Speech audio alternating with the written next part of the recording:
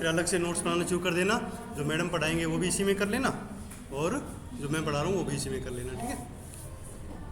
Okay, तो शुरू करते हैं हमारा सुपरविजन की क्लास। इंट्रोडक्शन पार्ट, ये सुपरविजन क्या है, इसकी डेफिनेशन क्या होगी, क्यों किया जाता है, वो सारी की सारी points. What is supervision? Supervision is an essential and important aspect of administration in every field, ठीक है। हर क्षेत्र में किसी भी इंस्टीट्यूट का अगर एडमिनिस्ट्रेशन करना है, किसी भी सर्विस का एडमिनिस्ट्रेशन करना है, तो उसके लिए सुपरविज़न जो है वो एक बहुत ही इम्पोर्टेंट उसका एस्पेक्ट होता है, क्योंकि बिना सुपरविज़न के फिर जो ऑर्गेनाइजेशन है वो सही से चल नहीं पाती है। लेकिन आप लोगों ने ये ध्यान भी दिया होगा कि अगर आपको कोई सुपरवाइज करने वाला नहीं हो, ठीक है, तो आप क्या है जल्दी से निकलने की कोशिश करेंगे। काम 10% करना है तो 5% ही किया, बाकी कल कर लेंगे। तो ऐसे थोड़ा सा आदमी जो एडमिनिस्ट्रेशन है वो ढीला पड़ जाता है ना। तो उसको थोड़ा सा सही रखने के लिए सुपरविज़न कंपलसरी है। और हमने कम्युनिटी हेल्थ में भी पढ़ा है कि अगर कम्युनिटी हेल्थ की सर्विस को परफेक्ट रखना है तो कोई ना कोई उसका सुपरवाइज़र होना चाहिए। तो ये नॉट ओनली नर्सिंग, हर फील्ड में सुपरविज़न ज़रूरी है परफेक्ट एडमिनिस्ट्रेशन के लिए, ठीक है। When the administrator has prepare a plan, it has to be implemented. अगर एडमिनिस्ट्रेशन के पास कोई भी प्लान है तो उसको इम्प्लीमेंट करना है, ठीक है ना। प्लानिंग की और उसको इम्प्लीमेंट किया। When the plan is in implementation phase, और जब हम प्लान को इम्प्लीमेंट करते हैं तो उस समय बहुत सारे लोग उसमें इन्वॉल्व होते हैं उसको इम्प्लीमेंट करने में, और प्रॉपर तरीके से अगर उसको इम्प्लीमेंट करना है तो किसी न किसी टाइप का सुपरविज़न उस पर रखना पड़ेगा, है ना। उसी सिस्टम को हम क्या कहते हैं, सुपरविज़न कहते हैं, ठीक है। तो जितने भी व्यक्ति, लोग या टीम के जो मेंबर हैं वो उस एक्टिविटी के इम्प्लीमेंटेशन में लगे होंगे, उन सबको कहीं ना कहीं सुपरविज़न या गाइडेंस की ज़रूरत पड़ती है, और वो गाइडेंस देने के लिए कोई ना कोई होना चाहिए, है ना। एट दिस स्टेज, यानी जब हम उस प्लान को इम्प्लीमेंट कर रहे होते हैं, the administrator require to see that work is done by everyone as desired और नोट। अब जो एडमिनिस्ट्रेटर है उसको ये देखना होता है कि जब प्लान इम्प्लीमेंट हो रहा होता है तो क्या सारे लोग प्रॉपरली काम कर रहे हैं, ठीक है ना। और उस चीज़ को देखने के लिए ही सुपरविज़न होता है ना। सुपरविज़न का मतलब होता है टू सी, जो भी एक्टिविटीज़ हो रही हैं उसको देखना, ठीक है, कि वो जैसे हमने डिजायर की है, जैसे हमारी इच्छा है उसी तरीके से हो रही है या नहीं, ठीक है। For this purpose administrator does everything, हर कार्य वो करता है एडमिनिस्ट्रेटर, जैसे टू एडवाइज, किसी को एडवाइज करना, टू मोटिवेट, उनको मोटिवेट करना, and to help the personal engaged in the execution of plan. तो उस प्लान को एग्जीक्यूट करने के लिए जो भी लोग लगे हुए हैं उन सबको मोटिवेट करते रहना पड़ता है, उनको एडवाइज करनी पड़ती है। उस सिस्टम को ही हम एक प्रकार से सुपरविज़न कहते हैं, ठीक है। The whole situation require directing, direction चाहिए कि कैसे कैसे करना है, कोऑर्डिनेशन चाहिए सबका एक दूसरे के साथ, टेलिंग, किसी को बताना होता है, एंड कंट्रोलिंग द वर्कर। तो ये सारी एक्टिविटीज़ हमारी होती है जब हम किसी एक्टिविटी को प्लान कर रहे होते हैं और उसको एग्जीक्यूट कर रहे होते हैं, ठीक है। तो जैसे सिंपल सी अगर हम एक एग्जांपल लें, जैसे अभी हमें ये सर्वे की रिपोर्ट प्रेजेंट करना है, ठीक है ना। तो इसमें ये सारी चीज़ें इन्वॉल्व होंगी। जैसे मैंने आपको डायरेक्ट करना है कि क्या क्या क्या एक्टिविटी उसमें होनी है, आप लोग आपस में कोऑर्डिनेट करेंगे, बीच बीच में मेरे से भी कोऑर्डिनेट करेंगे, कोई डाउट है तो पूछेंगे, एडवाइस लेंगे, है ना। और इस प्रकार हम उस टास्क को कंप्लीट करेंगे, ठीक है। तो अब जो मेरा रोल हो गया वो क्या हो गया इसके अंदर, एज ए सुपरवाइज़र, ठीक है ना, एज ए सुपरवाइज़र हो गया। और जो प्रिंसिपल मैम है उनका रोल क्या हो गया, एज ए एडमिनिस्ट्रेटर हो गया। तो एडमिनिस्ट्रेटर ने एक सुपरवाइज़र यहाँ पे रख दिया है कि ये इस एक्टिविटी को इस टीम से कंप्लीट करवाए, ठीक है। तो वही सारा सिस्टम सुपरविज़न का हर जगह अवेलेबल होता है, ठीक है। इसी प्रकार जैसे मान लो अभी आप लोगों ने बताया कि आशा को सुपरवाइज करना है तो उसके लिए एक सुपरवाइज़र नियुक्त कर दिया एएनएम को, एएनएम्स की एक टीम है उसके लिए सुपरवाइज़र कर दिया एलएचवी को, एलएचवीज को सुपरवाइज करना है उसके लिए किसको कर दिया, मेडिकल ऑफिसर कर सकते हैं, या अगर मान लो कहीं अवेलेबल है PHNO तो उनको भी कर सकते हैं। तो इस प्रकार कोई ना कोई सुपरवाइजर होता है, इसी सिस्टम को हम सुपरविजन कहते हैं। सुपरविजन जो है ये मैनेजमेंट का, एक जो प्रबंधन होता है किसी भी इंस्टीट्यूट का, उसका बहुत ही इम्पोर्टेंट रोल है। चाहे वो ऑर्गेनाइजेशन पब्लिक हो, पब्लिक का मतलब गवर्नमेंट की, जो गवर्नमेंट की जो ऑर्गेनाइजेशन होती है, जैसे गवर्नमेंट हॉस्पिटल हुआ, गवर्नमेंट स्कूल हुआ, उनको हम क्या कहते हैं, पब्लिक, ठीक है ना, क्योंकि वो आम जनता की होती है ना, तो वो गवर्नमेंट वाली है, चाहे वो प्राइवेट हो, ठीक है ना। Supervisor can be found at all level, ठीक है ना। सुपरवाइजर या सुपरविजन हर जगह कंपलसरी होता है, ठीक है ना, वो होना ही चाहिए। Which can be A hospital, health centre और इवन ड्यूरिंग होम विजिट, ठीक है ना।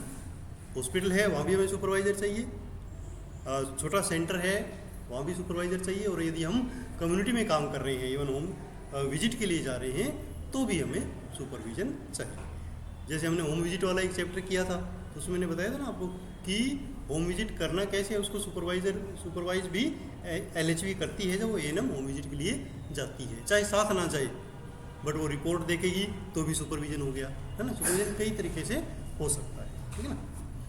तो ये हो गई हमारी इम्पोर्टेंस सुपरविजन की, कि सुपरविजन क्या है और क्यों ज़रूरी है, ठीक है ना।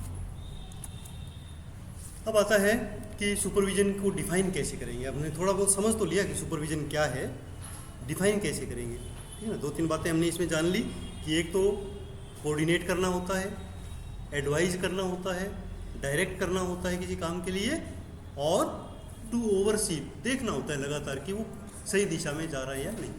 तो ये एक प्रकार सुपरविजन हो गया। अगर प्रॉपरली हमें डिफाइन करना है, एग्जाम में लिखना है, तो हम क्या लिखेंगे, जैसे सुपरविजन की एक डेफिनेशन तो सिंपल है, एक लाइन की, overseeing the work of employees in an organisation is known as supervision. कि किसी भी ऑर्गेनाइजेशन, किसी भी संगठन में जो वर्कर्स हैं उनके काम को देखना एक प्रकार से सुपरविजन कहलाता है, ठीक है। तो एक लाइन की डेफिनेशन हो गई, ये लिख सकते हैं। या it is also defined as the authoritative direction of the work of one's subordinate, कि किसी व्यक्ति के जो सबॉर्डिनेट में है, जो उसके नीचे काम कर रहे हैं, उनको डायरेक्ट करना, डायरेक्शन देना काम करने के लिए, उसी को हम क्या कहते हैं, सुपरविजन कह देते हैं। तो एक लाइन, ये भी एक डेफिनेशन हम लिख सकते हैं। या तीसरी डेफिनेशन है कि it is the process of activities, यानी एक ऐसी प्रक्रिया है जिसमें कई एक्टिविटी शामिल होती हैं, जैसे to see, to observe, to guide and to evaluate, कि उसने क्या काम किया उसका इवेल्युएशन करना भी सुपरविजन के अंतर्गत आता है, ठीक है ना।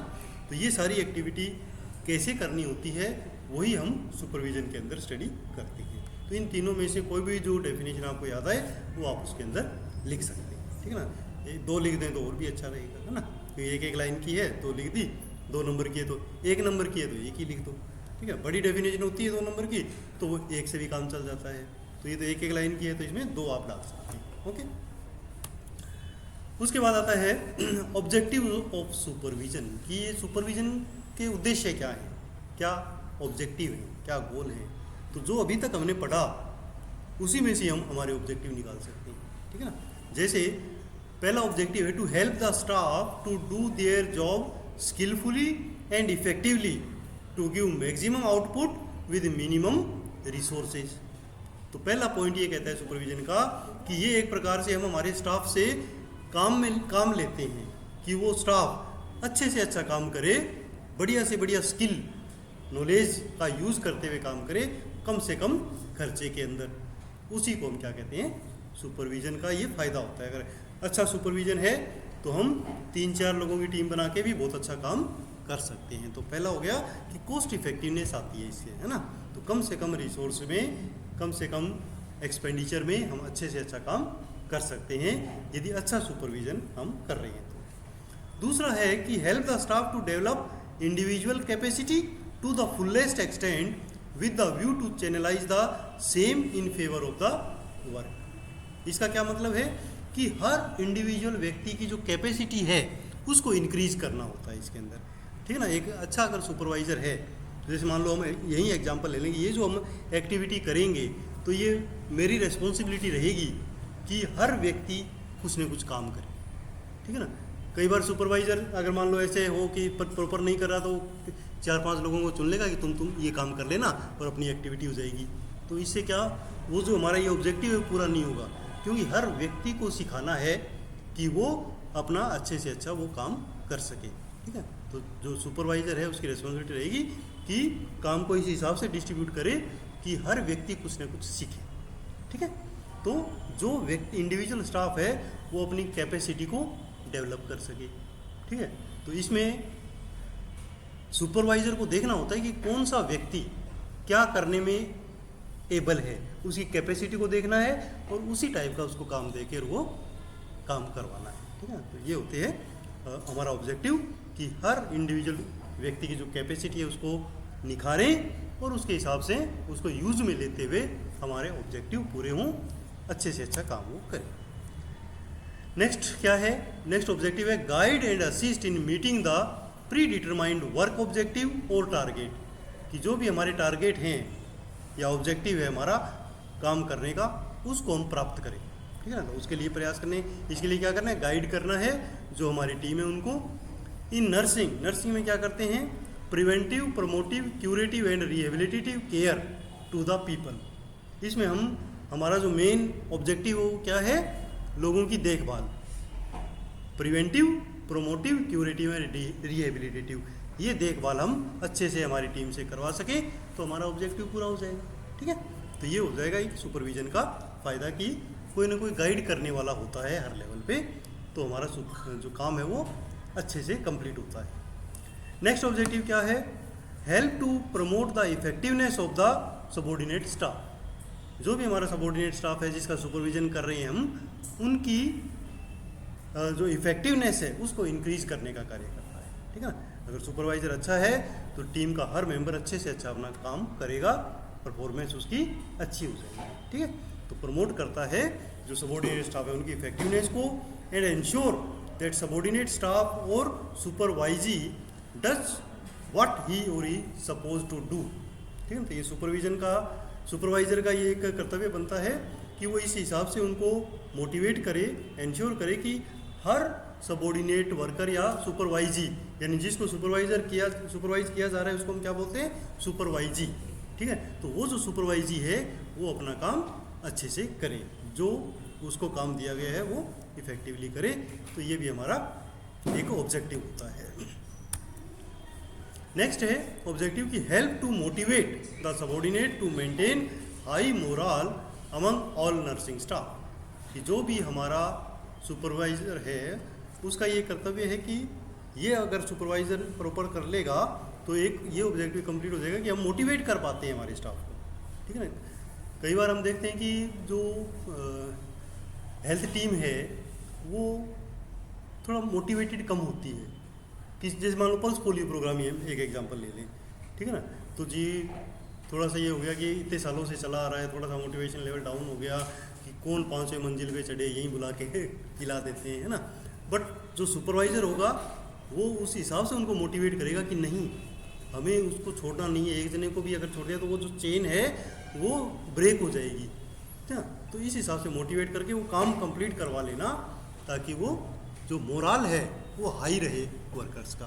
ठीक है ना, और मोरल कब हाई रहता है कि जब कोई व्यक्ति काम करता है तो उसको प्रॉपर एक रिकग्निशन मिले कि हाँ इसने ये काम किया है।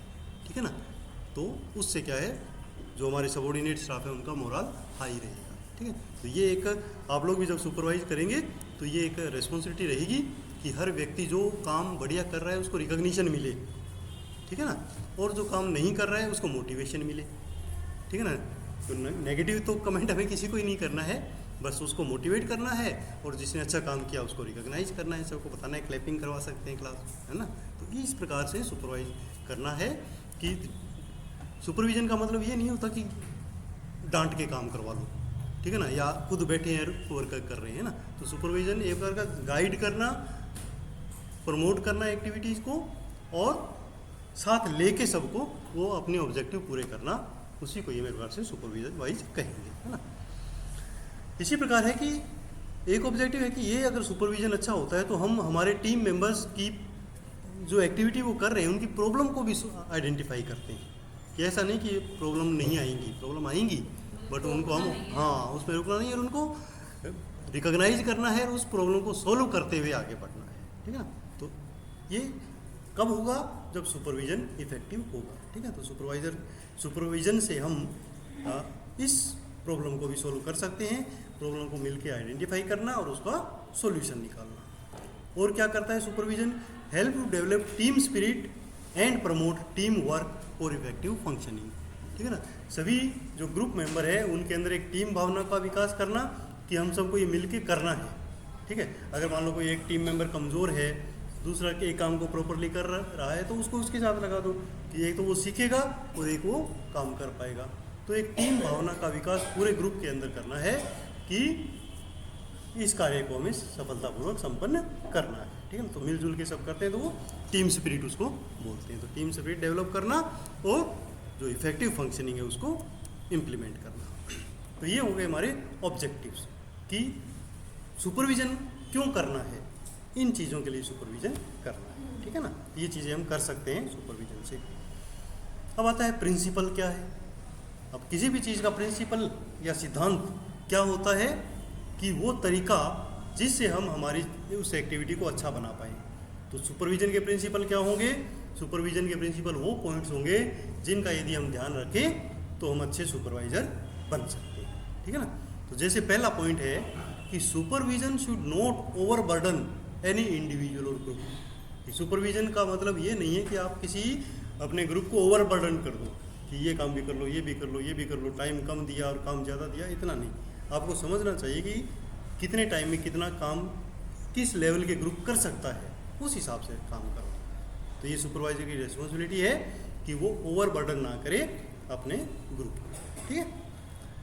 दूसरा, supervision should not exert undue pressure causing unreasonable pressure for the achievement. और बहुत ही ज़्यादा अनड्यू प्रेशर नहीं डालना कोई भी अचीवमेंट प्राप्त करने के लिए, ठीक है ना। जितना वो लोग कैपेबल हैं, कर सकते हैं, उतना ही काम देना चाहिए, उसी को सुपरवाइज करना चाहिए, ठीक है ना। तो ये एक अच्छे सुपरविजन की विशेषता हो जाएगी, प्रिंसिपल हो जाएगा। नेक्स्ट प्रिंसिपल क्या है, supervision should B professionally and technically competent for his और हर सक्सेस इन द कैरियर। यानी जो भी सुपरवाइजर है वो कॉम्पिटेंट होना चाहिए। कैसे कॉम्पिटेंट होगा कि उसको पता होना चाहिए कि मेरे को सुपरविजन किस टाइप से करना है, प्रोफेशनली और टेक्निकली, ठीक है। जो एज पर सिस्टम है, एज पर रूल है, इवन कई जगह फॉर्मेट भी होते हैं, उस फॉर्मेट के हिसाब से सुपरवाइज करना, ठीक है ना। तो वही अच्छा सुपरविजन रहेगा। तो इन पॉइंट्स का हमें सुपरवाइज करते समय ध्यान रखना होता है। नेक्स्ट प्रिंसिपल क्या है, supervision should ensure staff development, ठीक है ना। सुपरविजन सिर्फ ये नहीं होना चाहिए कि गलती पकड़ लूँ मैं, है ना। सुपरविजन का मतलब होना चाहिए कि स्टाफ को डेवलप करना है, ठीक है।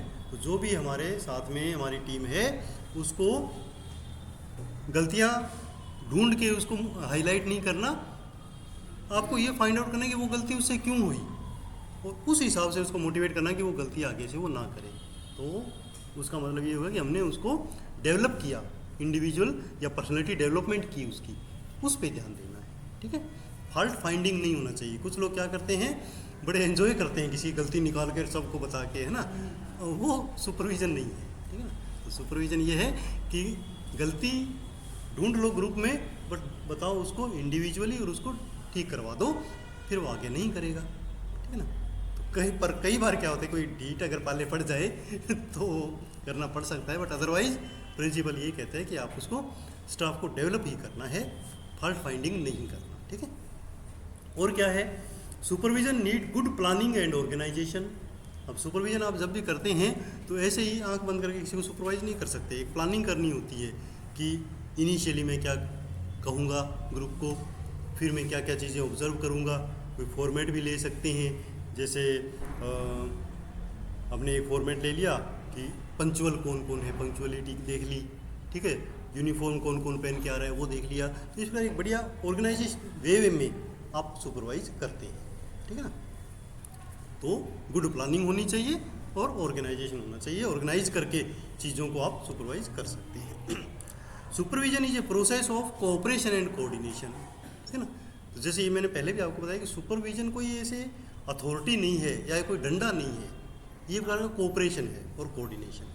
ठीक है, एग्जाम्पल हम यही मान लेते हैं अपनी क्लास में ही कि जैसे मैं आपको कोई भी एक्टिविटी आपसे करवा रहा हूँ, चाहे वो सर्वे हुआ, चाहे वो क्लिनिकल पोस्टिंग हुई, हर जगह एक प्रकार का कोऑर्डिनेशन है आप में और मेरे में, सुपरवाइज़र में और टीम में कोऑर्डिनेशन है, कोऑपरेशन होना चाहिए, तब जाके वो इफेक्टिवनेस होती है। जो ग्रुप है वो ये ना सोचे कि ये एक डंडे वाला मास्टर आ गया, ठीक है ना, और जो सुपरवाइज़र है वो भी उसको अपने एक टीम का हिस्सा माने कि मैं भी टीम का हिस्सा हूँ और हमारा जो ऑब्जेक्टिव है वो हमें प्राप्त करना है, तो गुड सुपरविजन हो पाएगा, है ना। नेक्स्ट प्रिंसिपल क्या है? Supervision need to understand the problem and situation. ठीक है ना, सुपरवाइज़र के लिए ये ज़रूरी है कि किसी भी सिचुएशन के दौरान कोई प्रॉब्लम आती है तो एक अंडरस्टैंडिंग नेचर होनी चाहिए। ठीक है ना, ऐसा नहीं हो कि नहीं ये काम करना है तो होना ही चाहिए, अगर उस दिन की कोई प्रॉब्लम है तो ठीक है उसको समझ लिया, वो काम आज इस तरीके से नहीं करके दूसरे तरीके से कर लिया, या थोड़ा कल कर लेंगे, ऐसे भी कर सकते हैं। तो प्रॉब्लम्स को आइडेंटिफाई करना, उसको समझना और उसके हिसाब से अपनी प्लानिंग चेंज करना, एक सुपरविजन अच्छा हो सकता है। Supervision should create suitable climate for the productive work. ठीक है ना, ऐसा सुपरविजन होना चाहिए कि लोग काम करने के लिए प्रेरित रहें, मोटिवेटेड रहें, यानी जो वर्क कंडीशन है वो अच्छी होनी चाहिए, जो हमारे सुपरवाइजी हैं उनको काम करने में मज़ा आना चाहिए, ऐसा एनवायरनमेंट आपको क्रिएट करना है, तो आपका सुपरविजन अच्छा होगा। Supervision should create an environment to communicate with the workers freely for their effective supervision. ठीक है ना, इसका क्या मतलब हुआ कि जैसे कोऑर्डिनेशन वाली बात है कि कोई भी व्यक्ति, ईच इंडिविजुअल मेंबर हमेशा ये फ्री फील करे कि वो अपने सुपरवाइजर से कुछ भी पूछ सकता है। ठीक है ना, कोई भी डाउट है पूछ लिया, प्रोग्राम इंप्लीमेंट हो रहा है उसके बीच में भी पूछ लिया, तो कम्युनिकेशन गैप ना रहे। ठीक है ना, उसको हम क्या कहेंगे? हाँ, इफेक्टिव सुपरविजन रहेगा। ठीक है ना, तो फ्री एक एनवायरनमेंट देना चाहिए कि नहीं, कुछ भी आपको पूछना है, कभी भी पूछना है तो पूछ सकते हैं। कई बार जो सुपरवाइजर हैं वो क्या करते हैं कि काम में डाउट होता है बट उनको डर लगता है कि ये पूछेंगे तो ये मेरे को क्या कहेंगे, तो फिर उसको हो सकता है वो गलत कर दे। तो उससे बढ़िया कि एक ऐसा एनवायरनमेंट स्थापित करें कि थोड़ा सा भी डाउट उसको लगे तो वो बात उससे कर सके, फ़ोन करे तो फ़ोन उठा ले, व्हाट्सएप करे तो उसका जवाब दे, है ना। तो ये हमारा इफेक्टिव सुपरविजन होगा। और क्या है? Supervision should give autonomy to the workers depending upon their personality, expertise, capability, knowledge, competence, experience and characteristic. कि जो भी हमारा ग्रुप है उसमें जो मेंबर हैं उनकी एज पर देयर एबिलिटी, हमें उनको ऑटोनॉमी भी देनी चाहिए। ठीक है ना, एक स्वतंत्रता देनी चाहिए। जैसे बिल्कुल काम के ऊपर ही उसको नहीं देखते रहे कि उसको काम दे दिया कि आपको ये इतना काम करना है, फिर उसको फ्री छोड़ दो तो कैसे भी करे, है ना। तो एक ऑटोनॉमी हो, अपने हिसाब से वो करवा ले और फिर बता दे कि ये काम हो गया, आप चेक करो, है ना। ये भी होना चाहिए। जब आप किसी को काम देते हैं, कोई रिस्पॉन्सिबिलिटी देते हैं, तो थोड़ी सी अथॉरिटी देना भी ज़रूरी होता है। ठीक है, supervision should encourage innovation, allowing free flow of ideas and share positive experience of the personal. कि जब भी आप सुपरवाइज करते हैं तो एक इनोवेशन की उसमें जगह होनी चाहिए। ऐसा नहीं कि एक जो एक पुराना जो रूटीन चला आ रहा है उसी तरीके से काम करना है, नहीं। अगर कोई स्टूडेंट या कोई सुपरवाइजर ये कहता है कि सर इस तरीके को हम नए तरीके से भी कर सकते हैं, कि इनोवेटिव आइडिया देता है, तो उसको भी हमें एक्सेप्ट करना चाहिए। ऐसा नहीं हो कि अरे तू मेरे को क्या बताएगा, मेरे को इतने साल हो गए, ऐसा नहीं होना चाहिए। कोई भी कैंडिडेट कैसा भी एक इनोवेटिव आइडिया दे सकता है, उसको अगर अच्छा है तो उसको एक्सेप्ट करना चाहिए। ठीक है ना, तो ऐसा एक एनवायरनमेंट हमें क्रिएट करना चाहिए।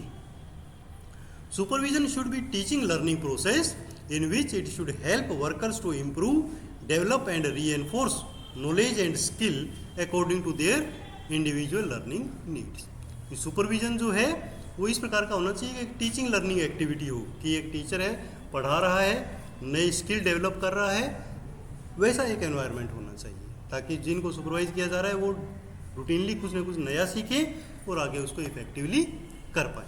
ठीक है, इस प्रकार का होना चाहिए।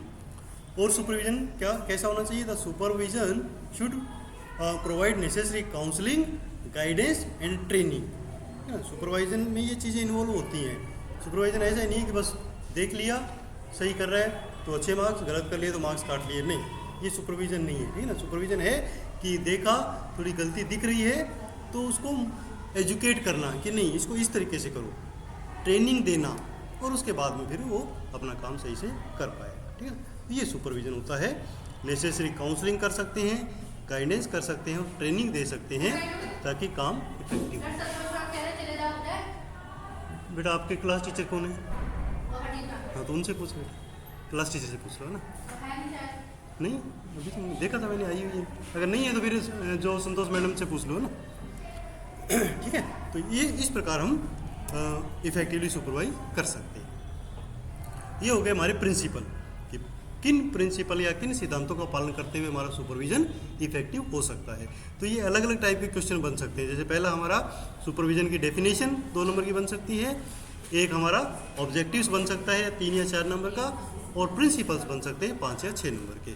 फिर ये आता है नेचर ऑफ सुपरविजन कि सुपरविजन की प्रकृति कैसी होती है। ये भी यहीं से निकलती है जो अभी तक हमने पढ़ा कि सुपरविजन क्या है, एक आर्ट है, कला है, टू ओवरसी, ठीक है, कि हम कैसे सुपरवाइज करते हैं। आप लोग देखते होंगे कि एक ही लेवल के सुपरवाइज़र जो है, तो एक सुपरवाइज़र से तो उनके वर्कर काफ़ी खुश रहते हैं और अच्छा काम करते हैं, और एक ऐसा भी है जो सुपरवाइज़र है उसी लेवल का बट उससे वर्कर्स दुखी रहते हैं और जानबूझ के गलतियां करते हैं ताकि उसका काम इफेक्टिव ना हो। तो ये यहाँ ये चीज़ क्लियर होती है कि जो सुपरविजन है वो सिर्फ नॉलेज से नहीं होता, एक कला है, आर्ट है बात करने की, मोटिवेट करने की, जिससे उसका सुपरविजन इफेक्टिव हो। तो यही इसकी प्रकृति है ना। सुपरविजन की प्रकृति क्या है, एक आर्ट, कैसे काम करवाया जाए, ठीक है ना। Supervision is the art of overseeing, watching, directing with the authority the work and behaviour of others, ठीक है ना। कि जो व्यक्ति काम कर रहा है उनके बिहेवियर को देखते हुए उनको डायरेक्ट करना, उनको सुपरवाइज करना और उनको देखना, ये कला है सुपरविजन, है ना।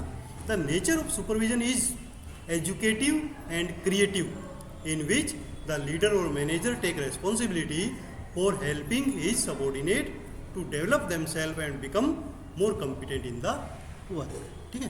तो दूसरा पॉइंट इसमें क्या हो गया कि जो सुपरविजन की नेचर है वो किस टाइप की है, एजुकेटिव है, जिसमें जो सुपरवाइज़र है वो अपने सबऑर्डिनेट्स को एजुकेट करता है, सिखाता है उनको।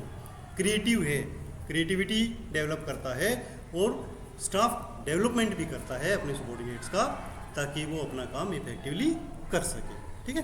तो मेन इसके अंदर इस पैराग्राफ में दो बातें आ गई हमारे पास सुपरविजन के नेचर के बारे में। एक तो सुपरविजन क्या है, आर्ट है, कला है, ठीक है ना, जो हमें सीख डेवलप करनी पड़ती है हमारे अंदर एज ए सुपरवाइज़र। और दूसरा ये जो सुपरविजन है वो एजुकेटिव एंड क्रिएटिव है ना। हमेशा कुछ न कुछ सबऑर्डिनेट्स को सिखाते रहना होता है और क्रिएटिविटी उनके अंदर डेवलप करनी होती है, ठीक है ना। उसके बाद आता है कि जो सुपरविजन है, earlier it was conceived as a inspecting और finding the fault in others. पुराने टाइम में हम ये लोग ये मानते थे कि सुपरविजन क्या है कि एक प्रकार से दूसरों को सिर्फ चेक करना, जैसे इंस्पेक्टर आज जो होता था ना कि बस इंस्पेक्शन करने आ जा रहे हैं, इंस्पेक्टर आ रहे हैं जहाँ तो चेक करने, चेकिंग करने वाले, वैसा नहीं होना चाहिए, है ना। और क्या होता था उस समय, फॉल्ट फाइंडिंग ज़्यादा होती थी, बस गलतियाँ निकालो और लिख के भेज दो कि इतनी ये गलतियाँ कर रखी हैं, तो वो सुपरविजन नहीं है। आज के टाइम में जो सुपरविजन की प्रकृति है वो क्या है, एजुकेटिव है, क्रिएटिव है और गाइड करने वाली है, सिखाने वाली है, ठीक है ना। एन इंस्पेक्टर फाइंड गुड और bad point which may result in to praise और punishment in the worker.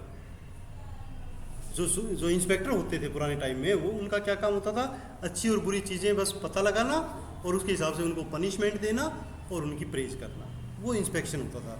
But जो सुपरविजन है वो उससे कहीं हटके है, उसमें फॉल्ट फाइंडिंग कहीं नहीं है, उसमें गाइडेंस है और उसमें एक प्रकार की एजुकेशन है, सिखाना है, ठीक है ना। और इसमें क्या होता था कि जो इंस्पेक्टर होता था उसकी कोई लाइबिलिटी नहीं होती, ठीक है ना। उसने तो बस ये अच्छा बुरा देखा, लिख के नंबर देकर काम खत्म कर दिया। बट जो सुपरवाइज़र है, सुपरविजन जो है उसके अंदर लाइबिलिटी है, मतलब उसके अंदर ये उसको खुद को भी देखना पड़ता है कि मेरे को ये काम किस तरीके से इफेक्टिवली मैं करवा सकता हूँ, ठीक है। तो सुपरविजन में और इंस्पेक्शन में ये डिफरेंस रहेगा, है ना। In the supervision the concept is quite different, ठीक है ना। सुपरविजन इंस्पेक्शन से बिल्कुल अलग है, जहां पर supervisor can't escape the responsibility of poor performance of the supervisee. जो सुपरवाइजी है, जो टीम है, उसकी यदि परफॉर्मेंस अच्छी नहीं है तो सुपरवाइजर भी उस रेस्पॉन्सिबिलिटी से भाग नहीं सकता, ठीक है ना। सुपरवाइजर ये नहीं कह नहीं इन्होंने नहीं किया, जबकि इंस्पेक्टर भाग सकता था, यहाँ सुपरवाइज़र नहीं भाग सकता। सुपरवाइज़र को ये क्लियर करना पड़ेगा कि क्यों परफॉर्मेंस अच्छी नहीं हुई। जब आप सुपरवाइज़र थे तो आपने इनको क्यों नहीं मोटिवेट किया, ठीक है ना। तो ये सुपरविजन जो है, इसलिए इसकी जो नेचर है वो थोड़ी डिफरेंट होती है, ठीक है ना। In other words supervision is much more than inspection. तो इसका मतलब ये हुआ कि इंस्पेक्शन से कहीं ज़्यादा सुपरविजन का काम होता है, ठीक है ना। अच्छा, supervision is a continuous process in which atmosphere is cordiality, mutual trust, respect and linking is essential for the creation of relationship between supervisor and supervisee। तो सुपरविजन क्या है, एक कंटिन्यूस प्रोसेस है। इंस्पेक्शन जो था वो कंटिन्यूस प्रोसेस नहीं था। इंस्पेक्शन में क्या था कि एक दिन इंस्पेक्टर आ रहे हैं, पूरे काम को देख के नंबर दे के चले गए, वो इंस्पेक्शन होता था। बट सुपरविजन एक कंटिन्यूस प्रोसेस होता है। इसीलिए जैसे आपको अगर सुपरवाइज किया तो 6 महीने मैं आपको पूरा सुपरवाइज करूंगा। इसी प्रकार ये आप ANM या जो आशा को सुपरवाइज कर रहे हैं तो वो होल ईयर आप कंटिन्यू सुपरवाइज करते रहते हैं। उसके बेस पे आप अपना रिजल्ट देते हैं कि कौन कैसा काम कर रहा है, ठीक है ना। किसी एक इवेंट के बेस पे नहीं दे सकते। तो सुपरविजन क्या है, कंटिन्यूस प्रोसेस है, ठीक है ना। और उसके अंदर बहुत सारी चीज़ें शामिल होती हैं, जिसे म्यूचुअल ट्रस्ट, सुपरवाइज़र और सुपरवाइजी का उनका आपसी अच्छा रिलेशनशिप, तालमेल, ये चीज़ें भी देखी जाती हैं, ठीक है ना। तो सुपरविजन एक प्रकार से वो नहीं है कि अपने आप को सुपीरियर समझना और जो सुपरवाइजी है उनको इन्फीरियर समझना, वो सुपरविजन नहीं है। एक प्रकार से म्यूचुअल, एक प्रकार से दोस्त बन के काम करवाना, वो सुपरविजन होता है ना। The modern concept of supervision also include inspecting others work, evaluating his और परफॉर्मेंस एंड अप्रूविंग और करेक्टिंग द परफॉर्मेंस, ठीक है ना। तो इसके अंदर क्या है, सुपरविजन में जो नेचर है वो ये कहती है कि इसमें सिर्फ देखना ही नहीं है, देखना तो है ही है, ऑब्जर्व तो करना ही करना है, बट अगर मान लो उनमें कोई परफॉर्मेंस में प्रॉब्लम आती है तो उसको अप्रूव करना, सिखाना और उसको करेक्ट करना, ये आपका सुपरविजन में आता है, ठीक है ना। तो गलती है उसको सुधारना, उसको इम्प्रूव करना और बेस्ट परफॉर्मेंस उसमें निकाल के लाना ही एक प्रकार से सुपरविजन कहलाता है, ठीक है ना। तो ये हमारी 4 पॉइंट इसके अंदर निकल के आ गए। सुपरविजन क्या है, डेफिनेशन, उसके बाद पर्पस, ऑब्जेक्टिव्स क्या हैं, प्रिंसिपल्स क्या हैं और उसकी नेचर कैसी है, ठीक है ना। तो ये आप अपनी वर्ड्स में भी लिख सकते हैं, ठीक है ना। बिल्कुल सिंपल ये आपका टॉपिक है। देखो हर सुपरवाइजर जो है ना वो इन्हीं स्टेप से होकर गुजरता है। अगर आप इसका अपना एग्जांपल लेके चल लो कि आप आशा को कैसे सुपरवाइज करते हो, तो भी आपको अगर यही पॉइंट अपने में दिखते हैं तो आप अच्छे सुपरवाइजर हैं, ये नहीं दिखते तो मतलब आपको सुधार की ज़रूरत है। तो इन चीज़ों को देख के आप इम्प्रूवमेंट कर सकते हैं ना, खुद में भी अपने स्टाफ में भी, है ना। हाँ सही है।